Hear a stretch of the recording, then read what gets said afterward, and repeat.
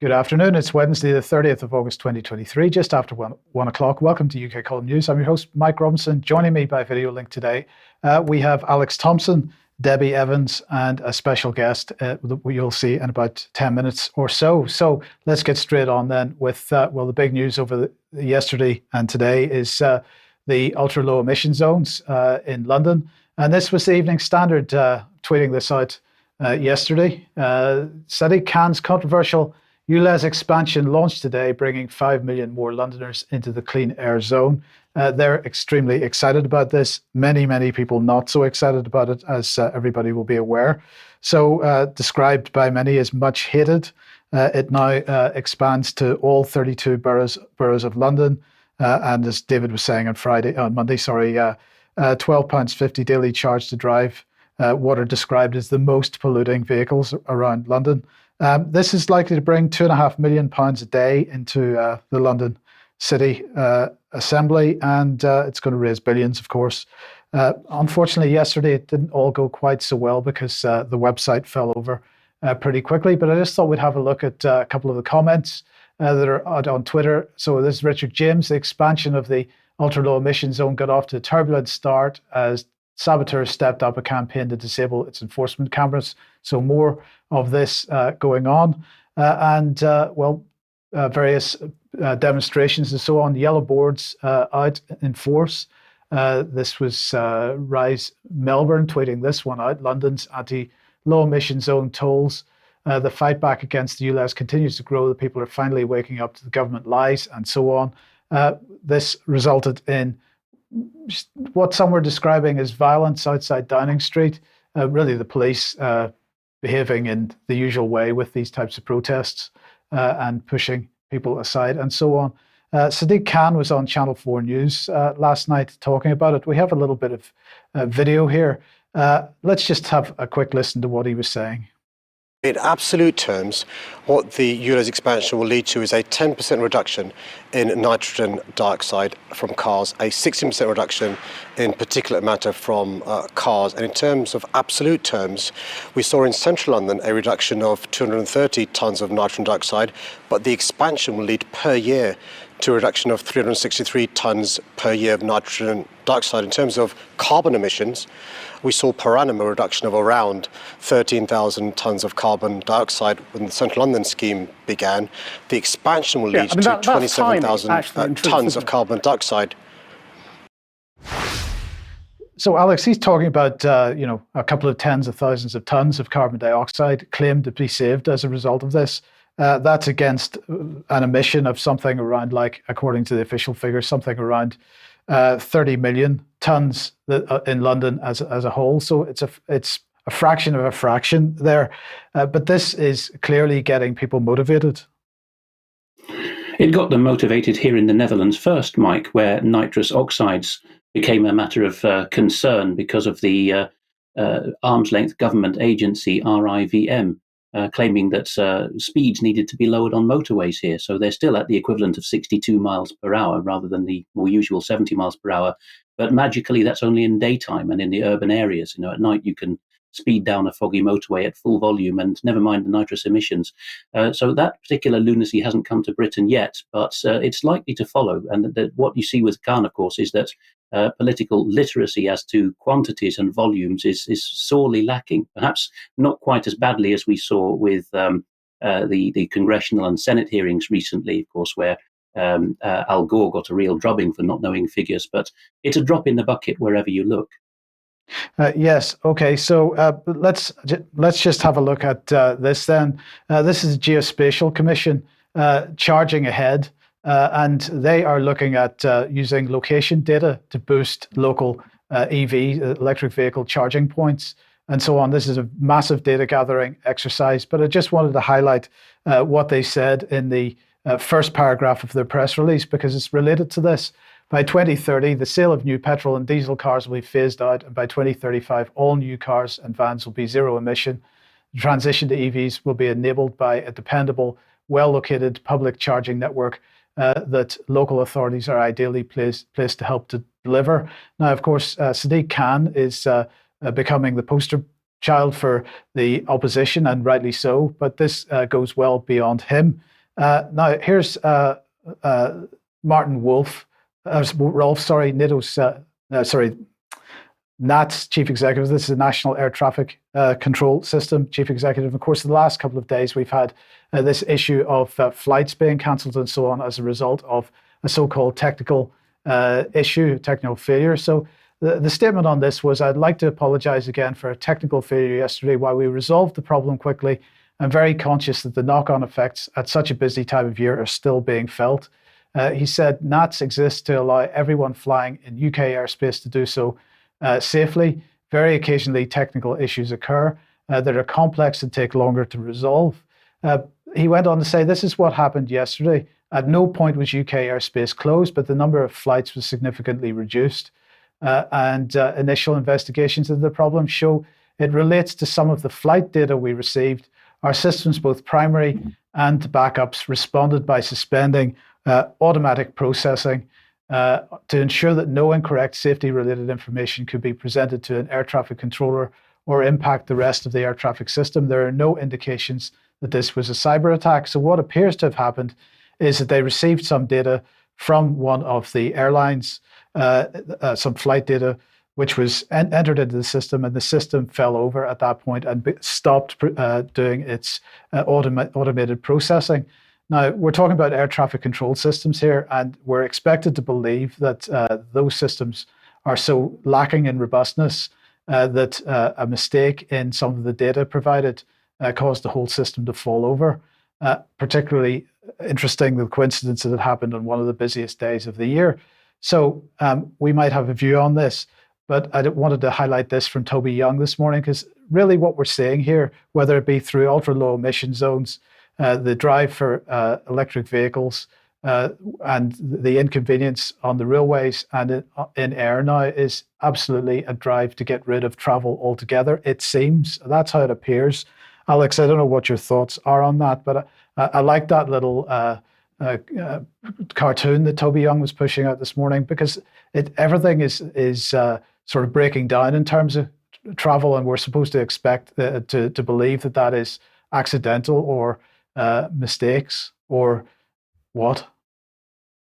Once again, Mike, it's the cross-jurisdictional approach that sheds light on where this is coming from, because different things are thought to be get-awayable with in different jurisdictions, if you like. Just yesterday, I was strolling back from shopping in my Dutch city, and I saw that some of the political factions on the city council had put a poster up that some of the keynotes put in their private windows, which is how I found out about it in someone's window there, saying they're going to have a meeting next week on getting cars out of urban spaces. This is an absolute necessity, and the whole blurb, much more Dutch than British, was about how do we get the plebs to go along with it. And interestingly enough, in the Dutch variant, they brought along the city's poet laureate, of course funded by the public purse. So different approaches to the same end, which is get people to be content living in one box and not moving very much. Indeed. We'll talk about this a bit more in extra, I've no doubt. Let's move on to Debi now. And Debi, we've got a guest, Dr Ros Jones, with us today. Take us through this.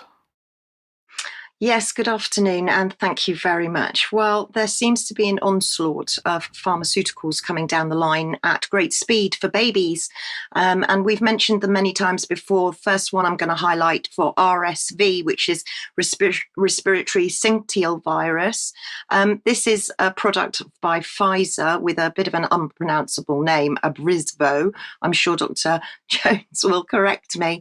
And the second one is the second product, just to remind you, is Beyfortus from AstraZeneca, which is a monoclonal antibody. Now, I also want to remind people as well of Dr. Jones's excellent articles on heart. Dr. Jones has written many, many excellent articles, and as a consultant retired paediatrician, I would really urge you to go and have a look. And there's actually another article. I'll just draw it to your attention so that you can go and look at the articles on heart. And without further ado, I want to introduce and to thank Dr. Ros Jones for joining us. I'm not a paediatric nurse and I don't have paediatric experience, which is why when I've been concerned about these medications, I'm really grateful to Dr. Jones for her input. So without further ado, welcome, Dr. Jones. Please, could you tell us a little bit about RSV in babies and what your concerns are over these new medicines that are coming down the line? Welcome. Thank you very much, Debbie. Hello.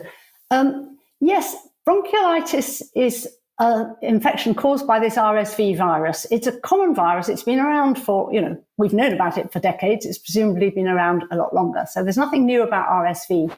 It comes every winter. It has quite a sharp peak over about 6 weeks when cases go up and then they come down again. And for most people, it just gives you a cough or a cold, but it can be a problem for the elderly, as any winter virus can, but also particularly at the beginning of life. So the babies most at risk are if they're under 6 months at the time of this winter season, particularly if they've been preterm and have other problems. So for most full-term healthy babies, this is not a big deal. That's not to say they don't end up in hospital. And there are, every winter children's wards will be full of kids who've come in with this condition. But they'll get better and they'll be fine. And we can talk a little bit about that later on. So in terms, there's been a long push to try and find a vaccine for RSV. There was one back in the 1960s, which was particularly disastrous. And I think it would have been a much worse disaster now because they'd done some animal work and that had hinted there might be a problem. But they'd gone ahead and done the first clinical trial in only 40 babies. 20 got the vaccine and 20 got a blank placebo. And they seemed to be fine when they were given the injection. And they made antibodies, as you'd expect.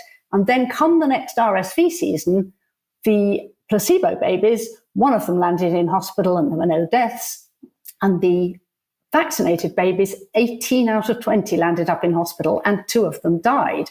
Well, of course, they then didn't go on to do the big study that was planned. But in today's day and age, we rush everything through without really pacing, first let's do a small study, then a slightly bigger one. How long will we follow them up? Etc. That was the background. So then there was nothing available for a long time. I think people were really frightened off because of this experience. And the next thing that came along was a so-called monoclonal. So there are 2 different ways you can gain immunity. Active immunity is when you've either had a disease or had a vaccination and your immune system learns to recognize this foreign bacterial or viral protein so that if you meet it again, you have the memory of how to make more antibodies. And then the other system is passive immunity. And of course, that's what babies get from their mums during pregnancy. Any antibodies that the mother has made to different diseases will cross the placenta naturally and also come across in breast milk. But the baby isn't making them for themselves. So those antibodies only last as long as they last in the system. They'll just be in the circulation and they'll wear off after, 3 to 6 months. And so it was using that system that they produced a monoclonal back in the late 1990s called palivizumab. And it's quite effective, but it was specifically trialed for babies at high risk. And I've certainly had experience of using that.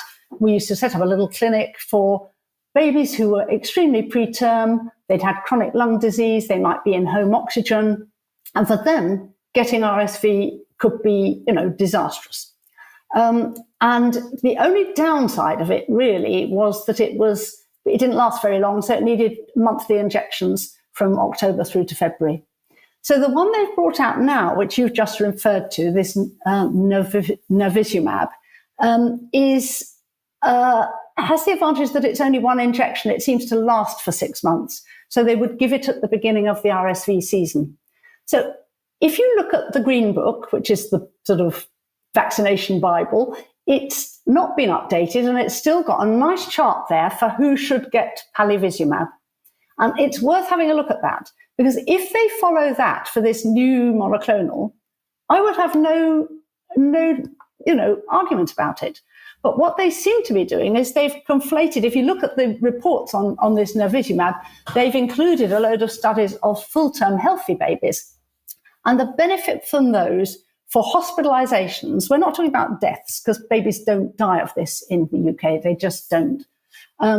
But full-term babies, they've reduced the hospitalization rate from 1.6% to 0.6%.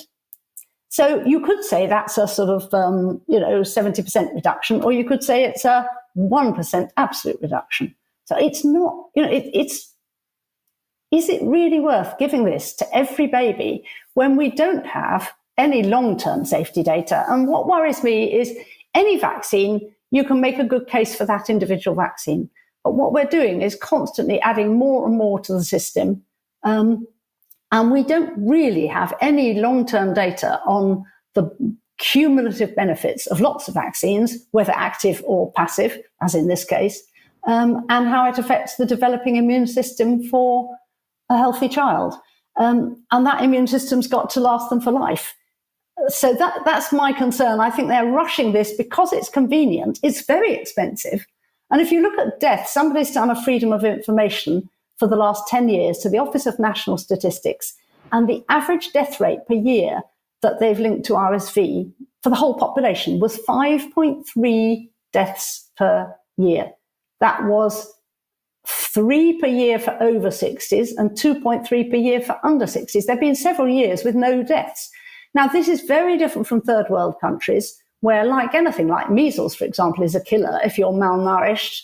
And RSV bronchiolitis will be a killer if you've got no access to hospitals and oxygen, etc. So that's my worry. Dr. Jones, thank you so much for that. Very briefly, for people watching, because I know that you've got another appointment to go to, could you tell parents and grannies and uncles and aunties and anybody that's looking after babies at the moment, when should they worry? I mean, what can we do here? Should everybody be running out, or what are the symptoms? What should we be worrying about? Well, I think the obvious symptom is when a baby's too breathless to feed, because most babies, when they get bronchiolitis, they might breathe a little bit faster, but they're pink, they're a good colour, they're still, plenty of eye contact, they're feeding well, they've got wet nappies. And because it's a viral infection, you can, afford to watch them. But some of them that you can see they're working harder and harder, and because of it's hard work to move the air in and out, they can't breathe deeply, therefore they breathe more quickly, and they get to the point where actually they're too breathless to take a feed properly. And those are the babies that definitely need to be in hospital, because they might just need to have a feeding tube and have the breast milk or formula down the tube for a few days until the virus infection clears. And of course, the other big warning sign was if you're worried about their colour, because of course a small number of these babies might end up needing oxygen. But the proportion, you might have one, in the hospital where I worked, we would have 1 or 2 babies each winter who needed to go on a ventilator for a few days. But we'd have plenty who came in and just had to be given a little bit of oxygen or just feeding and then went home. But the vast majority of the babies in the town never came anywhere near hospital, and that should still be the case. Dr. Jones, thank you so much, because with all the fear being ramped up at the moment and RSV is very much in the news, it's really reassuring to hear from an expert like yourself. And for parents out there, please go and research. Please make your own informed choice over what you give your babies. Dr. Ros Jones. Thank you, Debi. Thank you, Dr. Ros Jones. Okay, Alex, sticking with COVID then, let's move to Germany. There's been a huge amount going on in Germany, and as usual, I'm indebted to Eugupius, who's the best blogger in English on what happens in Germany, linking also to primary sources. The first story is German COVID response. We'll go on to other European COVID response shortly. This relates to the gentleman in the middle of the picture here, Judge Christian Detmar. I'm still trying to find out whether he has been struck off the judicial register as a result of what's happened, but we know for certain that he has been given a suspended 2-year jail sentence and convicted of Rechtsbeugung. The closest equivalent in English law would be conspiracy to pervert the course of justice. There he's pictured at Erfurt District Court together with his legal advisors. The meat of it is, we'll be hearing in a moment, but the wrap-up is that he's not an ideal COVID dissident.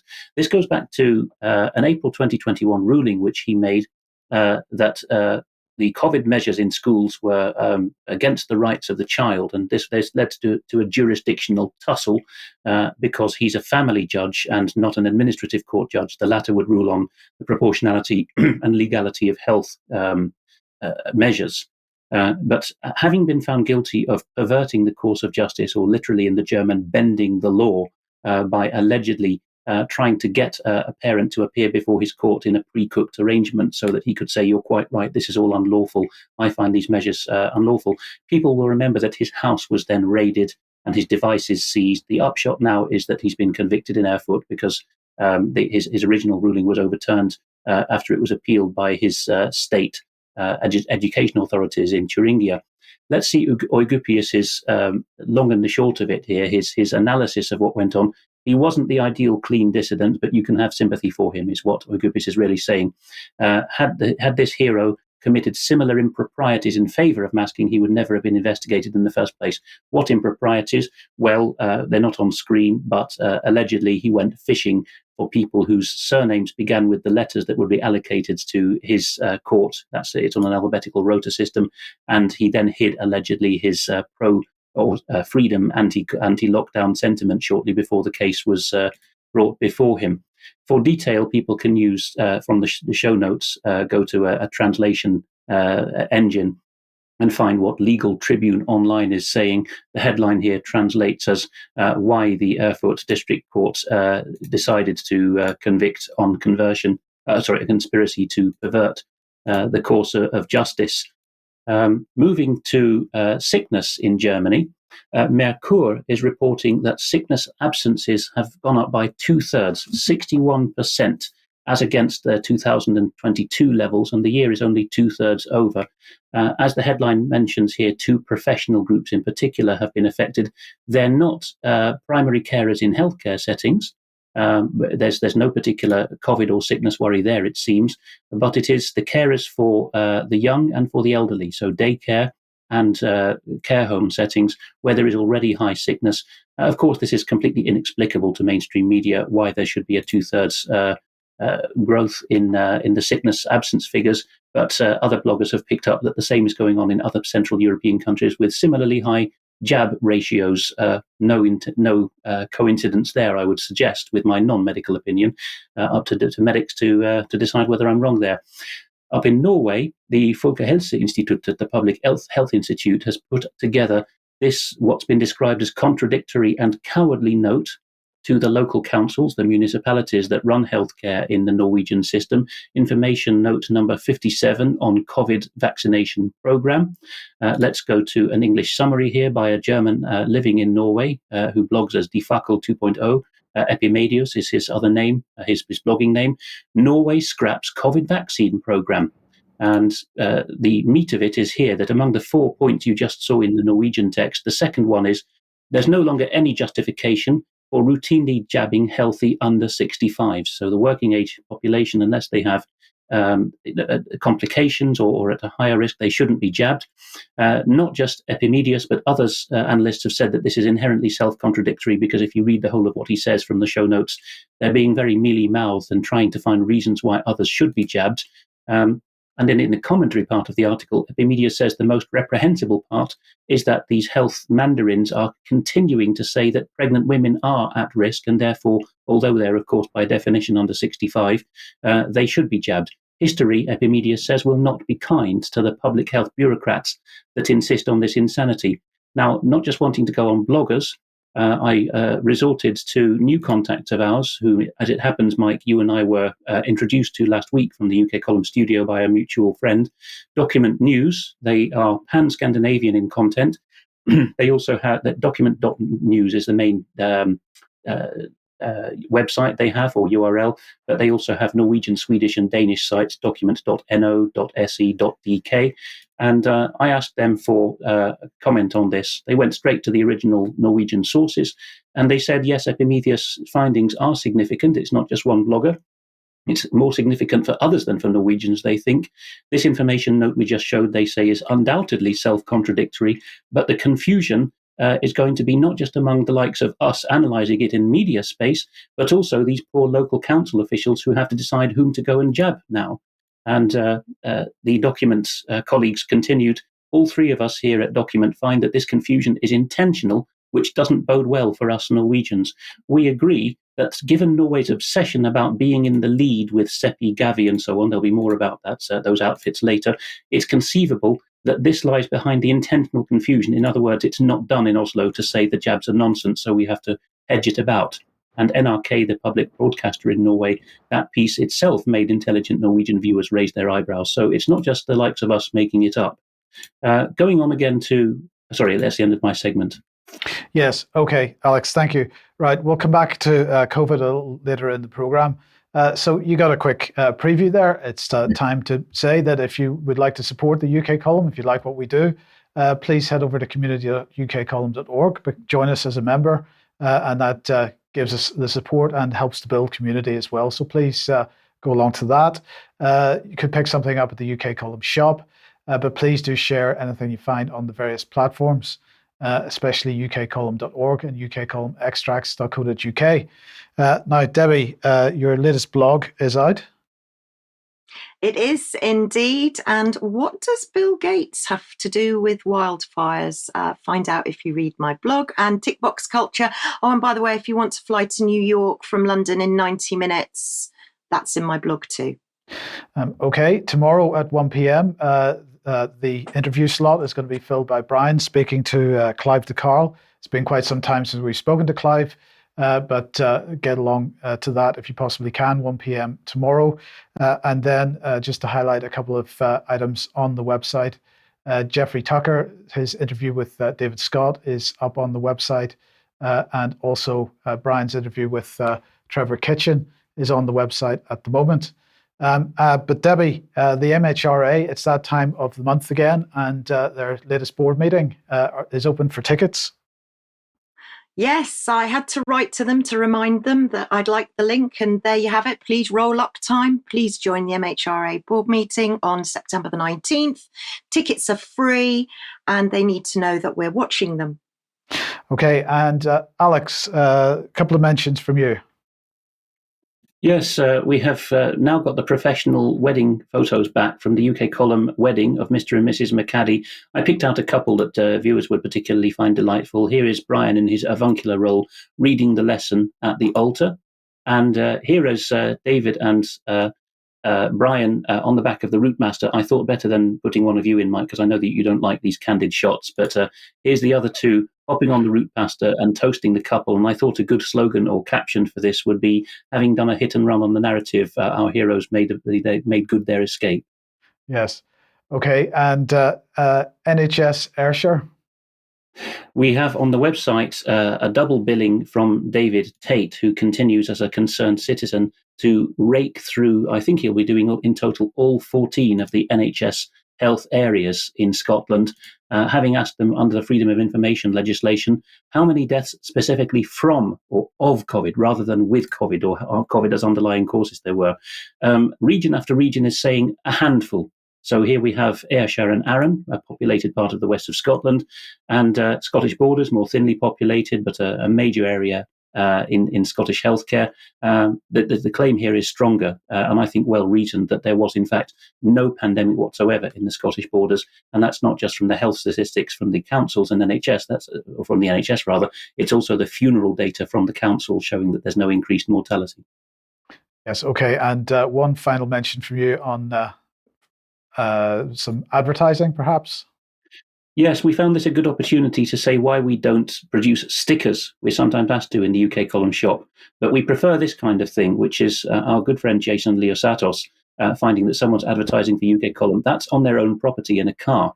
And for those listening in audio, the car window has a sticker or a notice saying UK column news is the news they don't want you to know.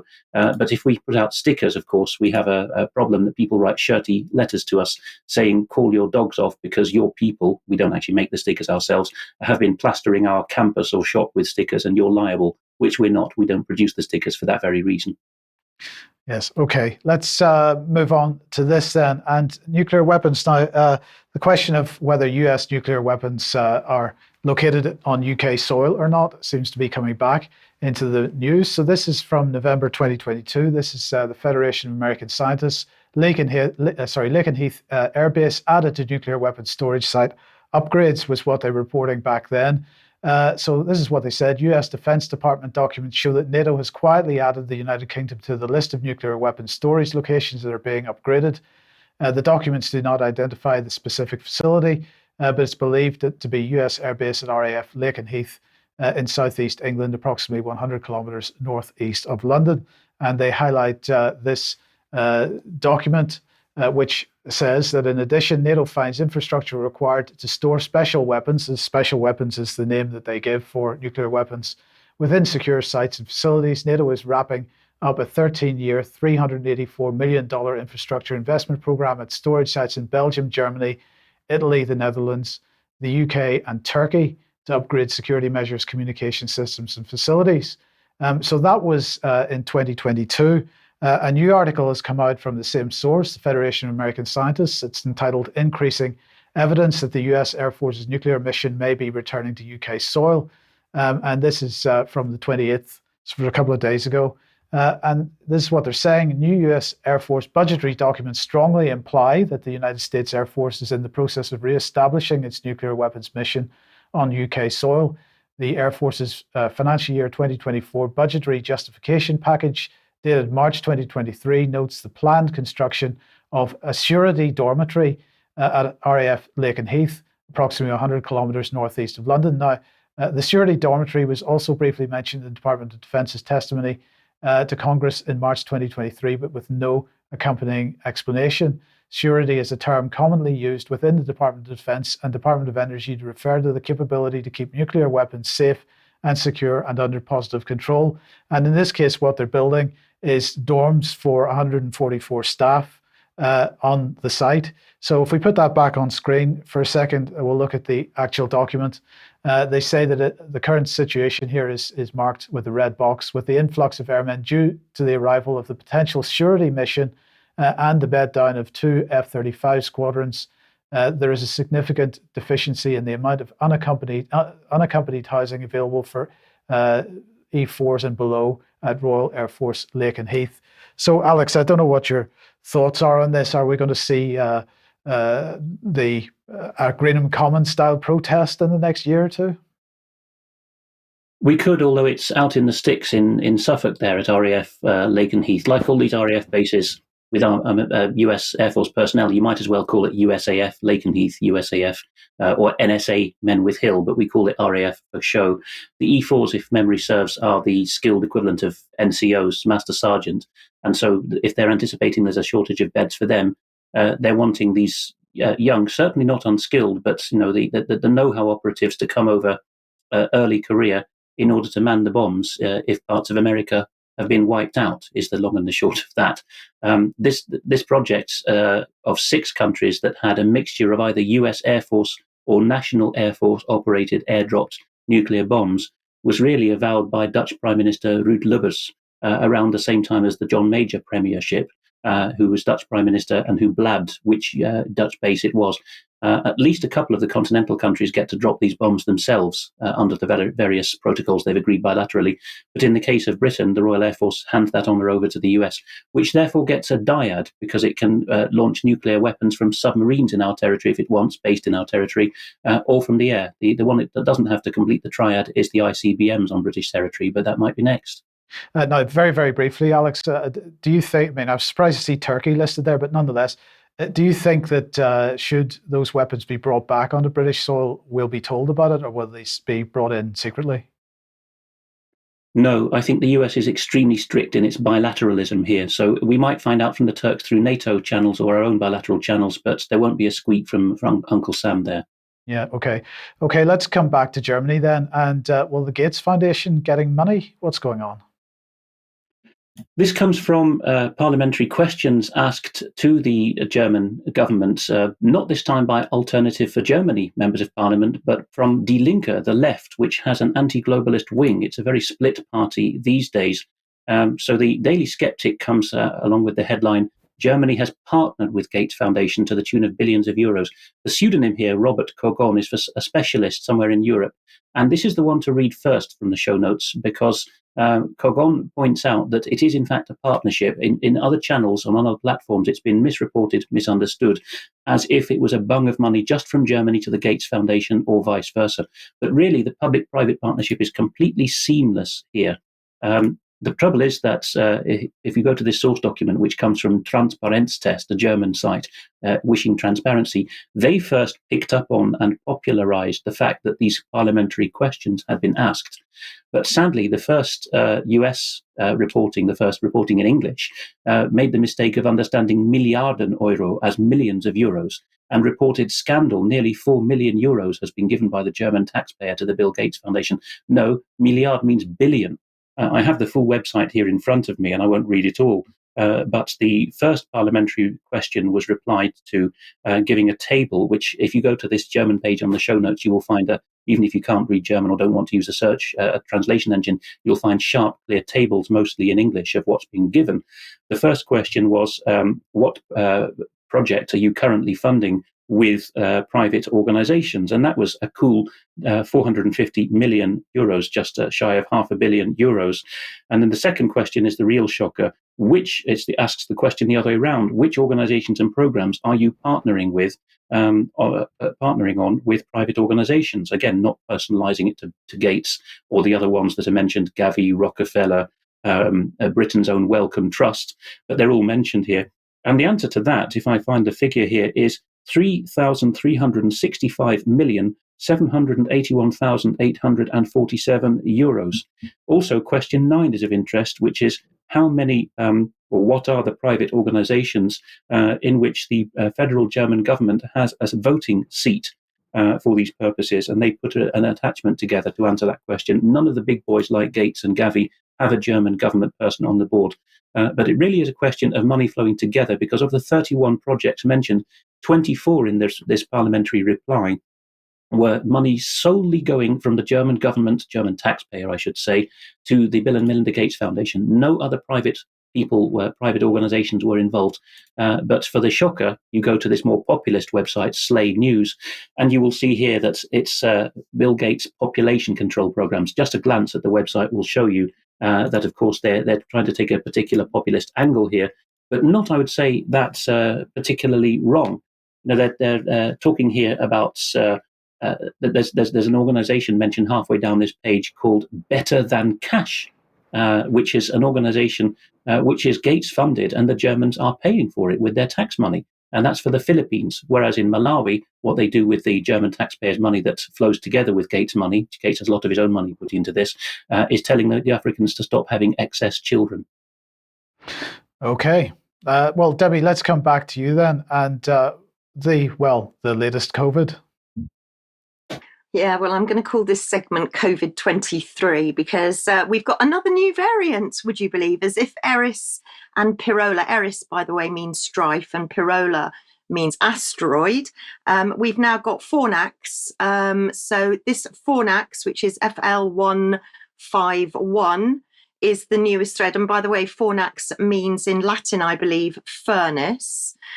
So we all seem to be having a bit of a confusing message going on, because we've got Anthony Fauci saying that actually he's all for more lockdowns. Let's lock down and let's force vaccinations. In fact, we'll use lockdowns to force vaccinations on people. So that's an article in the European Times. However, we've got conflicting advice again from a study that was done in South Korea over the toxicity of masks. And as we all know, masks, paper, cotton, they're ineffective, they're often dangerous, and there's plenty of studies to say you shouldn't be using them. However, in Atlanta, they don't seem to have got the message, because they're going to bring back COVID mask mandates. The USA seems to be way ahead of the curve on this, so we need to be watching the USA. So they're going to make it compulsory, and also for health workers. And then if we stay with the college in Atlantis, they're actually going to go to more lengths, and they're going to be banning parties. So physical distancing's coming back into place, quarantine, temperature checks, large gatherings will be stopped. I mean, this is happening now, but they're not alone, because if you check Rutgers, you can see that Rutgers are now requiring proof of vaccines. And if you just go to the next slide, we'll just illustrate their policy, because you can see that their policy is called Immunization Program. And if you flip to the next slide, you can see that no one can come on campus if they're sick. And this is these are a very strict and stringent measures they're taking place. But let's see what the CDC say, shall we? Because I went to the CDC to look for the risk assessment for the summary for BA.2.86, which is the same variant that they're worried about in the States, in Atlanta, with these colleges. And as you go on and have a look at the current risk assessment, you'll see that based on what the CDC knows now, existing tests used to detect and medications used to treat COVID-19 appear to be effective. And I've just highlighted some of the red text there in the current risk assessment, because it says at this point, there is no evidence that this variant is causing more severe illness. And then if you flip to the next slide, it says, what can you do to prevent preventative actions? So you could get your COVID-19 vaccine, stay home if you're sick, get tested if needed. And again, there it says, if you choose to wear a mask, if you choose. So no mandate, and wash your hands. But if we go again to the next slide, I'd like you to pay particular attention to the fact that there has been 3 cases in Denmark, 2 in South Africa, 1 in Israel, 2 in the United States, and 1 in the United Kingdom. And the severity apparently is it's too soon to know whether this variant may cause more severe illness compared with previous variants. And then if we jump to the next slide, again from the CDC, you'll see that it says nearly all the US population has antibodies to SARS-CoV-2 from vaccination, previous infection, or both. And it's likely that these antibodies will continue to provide some protection against severe disease from this variant. This is an area of ongoing scientific investigation. And, one thing, if we could just go back a slide, I forgot to say something quite important on the slide prior, because it says that nearly all the US population has antibodies, but in one of the slides, it actually says the people at risk in the current risk assessment are the people that have had COVID previously or who have had COVID vaccines. Sorry, that's the slide with current risk assessment. I do apologize. If people just want to freeze, that's the one. So you'll see there on the second paragraph there, BA.2.86 may be more capable of causing infection in people who have previously had COVID-19, who have received COVID-19 vaccines. My big question is, isn't that what a vaccine's meant to do? Prevent you from getting something, but obviously not. Indeed. Okay, back to you, Alex. Yes, German horrors get worse, actually. We start this segment with something that's nearly 2 months old in Der Spiegel, in their Panorama imprint, which goes deeper into societal issues. At this point in early July, they were reporting that the northern states of Lower Saxony, Niedersachsen, had decided to put a stop to what was called a Körpererkundungsraum, or a body exploration space, at a nursery. A Kita, a German acronym, is a daycare center for preschool children.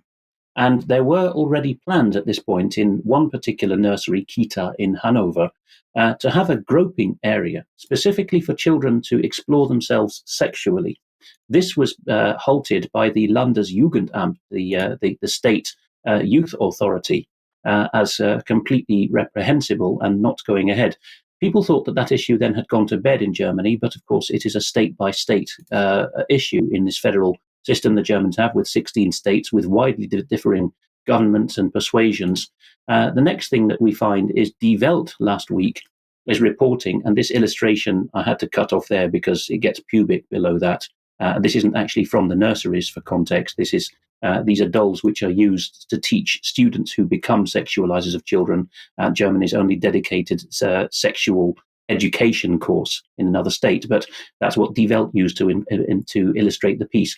What they're reporting here under the title, Where Men Give Birth to Babies and the Words Man and Woman Are Taboo, is that there are now 2 nurseries in the next state to the south, a very different context. It's got a Green Party-led government. it's got a Roman Catholic tradition rather than a Lutheran one. Sometimes these things actually make a big difference on a local level, sometimes for ill and sometimes for good. So what we find is that this matter has reared its head again in this state, Nordrhein-Westfalen. Just a few miles over the border, actually, from where I'm talking to you, are these places that are being talked about in this article, that North Rhine-Westphalia, it doesn't say so in this piece, but with a Green Party-led government now, see things differently from Lower Saxony, because children need to understand sexual relationships, and they can't be prohibited from masturbating at these nurseries. This is language which has come from the children's ministry in the state, not from the nurseries themselves. The only thing the ministry is putting a stop to in the case of this other state, North Rhine-Westphalia, is that you can't have separate rooms for groping yourself as a small child. These should not be provided. This leaves the prospect open that the other things that are talked about, the masturbation and the sexualized doctor play, which is a big focus of these nurseries, perhaps will go ahead as before, but there will be no private spaces for it. It will be in view of the adults, which gets darker and darker.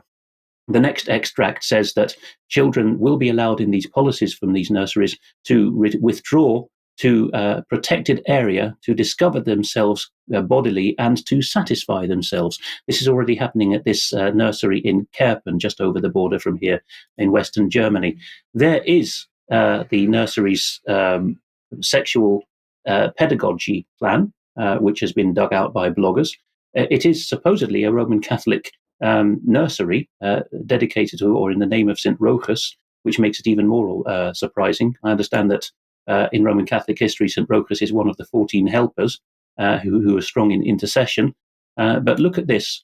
I'm not proposing to read this out because it's disgusting, but Section 10 of their policy, which has not been contradicted by the state government now, is that there's that much detail on the page about young children's right to masturbate. To write 8 paragraphs about young children and masturbation is perhaps in itself rather shocking. But it gets worse even still, because this stuff is just a warmed-over version of this from 10 years ago. Jörg Maywald is the expert who's written this academic-looking book on teaching sexuality at nurseries, at Kitas in Germany. And as the blogger, who we don't have a slide for him, but it will be in the show notes, Eugupius has managed to find out, Maywald's arguments here have prevailed and have found their way into the policies. And if you're wondering where this leads, well, it can go to an international level. David Scott wrote this more than 5 years ago now, that Peter Newell was convicted for child molestation, and yet he was the author of the handbook for implementing the 3-volume UNICEF manual on the rights of the child.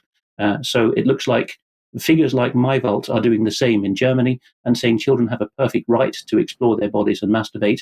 And when this gets into a scandal, first in Bild Zeitung with the case of Lower Saxony, and then Die Welt in the case of North Rhine-Westphalia, depending on political shade of the local state government, they might be told, naughty people, you mustn't have masturbating rooms, but the rest of it will be allowed to stand. The idea that children have a right to do these things, the only difference now is that they'll be doing them in front of the nursery teachers, it seems. Yes, yes, go ahead, Alex.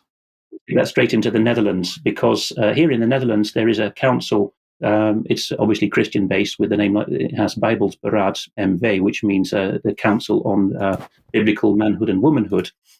They are just doing a cover story here for something I'm about to show the source for in a moment, which flags to people's attention that the Dutch protocol for teaching trans children, or rather treating trans children, which has now become an international touchstone among trans advocacy, is perhaps going to go the way of the dodo soon. People like to say that the Dutch protocol, like everything else, the Dutch approach in this and that, is so enlightened and we must follow it.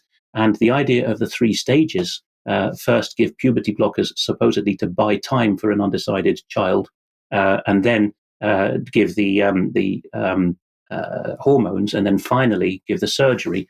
That's what makes up the Dutch protocol. This came into being as somewhere between an official and an unofficial treatment protocol because of the decentralized nature of healthcare here. It came about in a body which stands halfway between the health insurers and the government.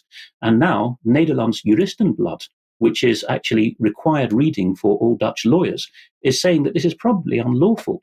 The Dutch protocol was formulated 5 years ago, and in the introductory paragraph on screen, they're saying that civil courts should not regard the Dutch protocol, which has come into being de facto and been spun out to Britain with the Tavistock Clinic and other places.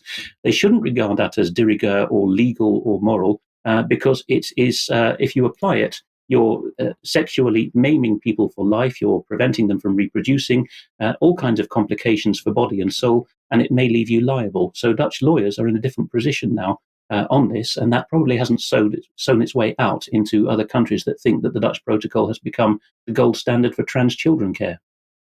Yes. Okay. Thank you, Alex. Okay. We'll just, if you don't mind, just jump over this and we'll move this section into extra, and let's move on to digital ID, because we've been highlighting that digital ID is effectively here already. And I just want to bring back on screen the UK government's digital ID frequently asked questions and a couple of claims that they made. So first of all, the claim was that the government is creating a mandatory ID card. And the fact is, according to the government, that they're not doing that. They're saying that the proposed legislation does not include any proposal to create either a digital or physical ID card. The government is committed to making it as easy as possible for people to prove who they are online and access the services they need without creating mandatory ID cards. So that should make us all feel very good. The other claim that they wanted to refute was that using the government's one login would be mandatory. And they claim that no, having a UK government one login account will not be mandatory for UK citizens. Offline and face-to-face routes will be available for individuals who do not want to use the online service. Well, this is simply a lie. So if we just put that back on screen for a second, the reason that this is simply a lie is because the government has now decided that they are going to provide a face-to-face route, and it's going to be through the post office. But let's have a look at what they actually say. So they're saying the government is currently rolling out gov.uk one login, which allows users to have just one account, one username, one password, and one identity check to use many different government services online. They say these services will include accessing self-assessment tax returns, conducting a DBS check, or applying for pension credit. The free in-person system will enable those who find using a digital platform more challenging to visit a local post office branch where they can verify their identity in person using the one login system. So to suggest that there's going to be a face-to-face option, which means you don't have to use one login, is simply wrong. They're now just simply rolling this out to post offices so that there is somebody that you can go to get help with using the one login system. Then the question is the post office appropriate for this? So let's look at one of the other claims the government had wanted to refute, that sharing data in this way will erode my privacy rights. Well, since local post offices tend to have local staff in your local community, potentially people that you know, are you happy to go and get them to help you with your self-assessment tax return or to help you with your pension claim or whatever? Is this the kind of level of privacy that you are prepared to expose to staff within your own community? Then the other claim that the government was wanting to refute was this will make it easier for hackers to get hold of my data. And they're saying cybersecurity is a critical priority for the government. We recognize how important it is to protect users and their data and have robust measures in place. Well, my question is, okay, the post office itself, I'm not aware of any particular cybersecurity issues with the post office, but we cannot forget the Horizon scandal. So the post office has absolutely demonstrated that they cannot be trusted with IT systems. And for those that aren't in the UK and don't know this story, I'll just read what they say about it. What has become known as the Horizon IT scandal involves a dispute between post office and a group of postmasters, which took place over many years. It primarily concerns the reliability of the Horizon computer system used in post offices and issues related to postmasters' contracts and the culture of the post office at the time. This isn't just about the culture of the post office at the time, because if you remember, what happened was that postmasters were accused of fraud as a result of failures, bugs in this Horizon IT system.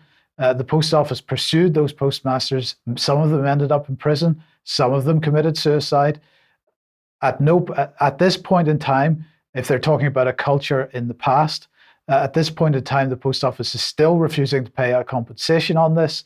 And what's more, the post office is paying their board members bonuses for the fact that they perceive that the board did very, very well at the inquiry and not too much dirt got stuck to the post office. This is actually a pretty disgraceful organization, and I personally would feel pretty uncomfortable if I needed to use it I'm not talking about people that are standing at the counters, of course, but the organization and the quality of that organization, whether it can be trusted with my data if I have to go and verify my identification in a post office branch. So anyway, very briefly, Alex, I don't know if you've got any thoughts on that. The book to read is The Great Post Office Scandal. I'm just trying to get the author up as I speak.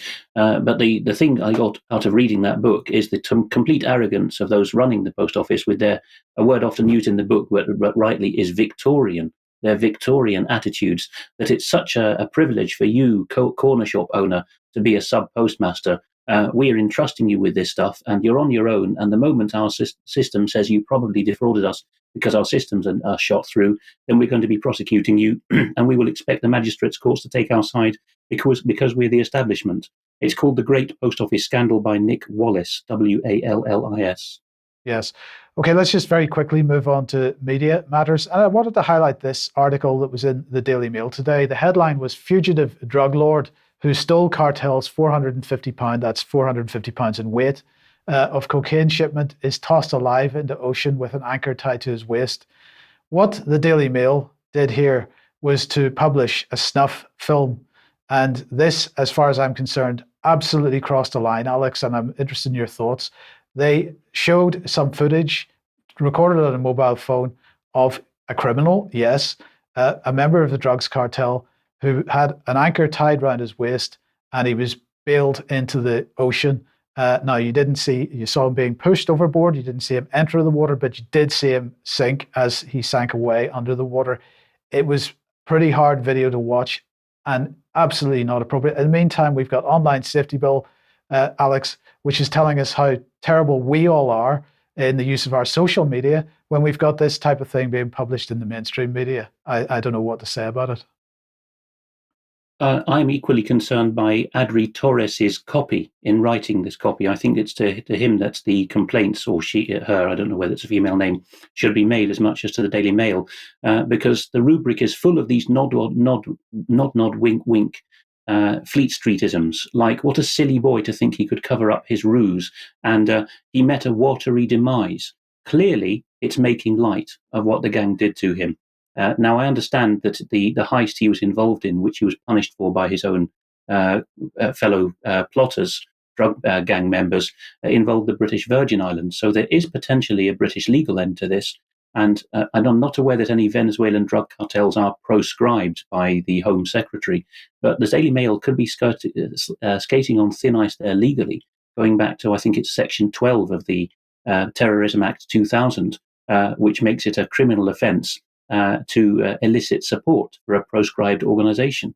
Many people who've been involved in ethnic terrorist organizations or freedom fighters to some in Britain have found themselves on the wrong end of the law for that section, for putting up photographs of people doing their criminal or terrorist, according to people's opinions, activities. I don't see how this is morally any different. Whether it's legally any different may have to be taken to case law.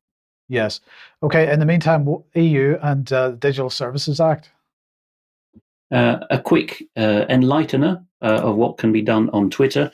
Ursula von der Leyen, the president of the European Commission, decided last week, or got her staff to do it, to announce we're bringing our European values into the digital world. This was on the day, as I reported last week, that the Digital Services Act became EU law. Requiring self-censorship on large platforms.